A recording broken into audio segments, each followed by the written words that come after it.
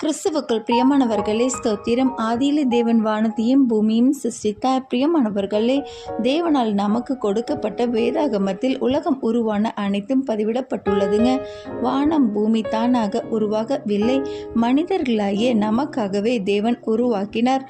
நாம் வாழ தேவையான காற்று, நீர், வெப்பம் அனைத்தும் இயற்கை சூழல்களால் மிகவும் நேர்த்தியாக தேவனானவர் நமக்கு படைத்து தந்துள்ளார். நாம் வாழ தேவையான அனைத்து மூலப்பொருட்களும் இயற்கையிலிருந்தே நமக்கு கிடைக்கிறது. இதை மனிதர்கள் புரிந்து கொள்ள வேண்டும். ஒன்றும் நமது செயலால் நிகழ்வது இல்லை, இயக்குகிறவர் தேவன் ஒருவரே. நாம் சுவாசிக்கும் காற்று இயற்கையான மரங்களில் இருந்து கிடைக்கிறது. நமக்கு தேவையான குடிநீர் மழை நீர்நிலைகளிலிருந்து கிடைக்கிறது. ஆகாரம் இயற்கையிலிருந்தே கிடைக்கிறது. உடை இவையும் இயற்கையிலிருந்தே கிடைக்கிறது. இப்படியாக அனைத்தும் இயற்கையிலிருந்தே கிடைக்கிறது. நமக்கு வழங்கப்பட்டதை வைத்தே நாம் மாற்றி அமைத்து மற்றவற்றை உருவாக்கி கொண்டோம்.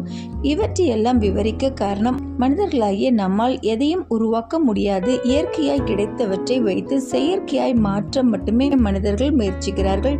இதனை கொண்டே தன்னை பெரியவர்களாக காட்டிக்கொள்கிறார்கள். பிரியமானவர்களே, நமக்காக இத்தனையும் பார்த்து பார்த்து நாம் வாழ இவற்றை உருவாக்கிய தேவனானவரை எப்பொழுதும் நினைப்போம், அவரை எப்பொழுதும் துதிப்போம். ஆமென்.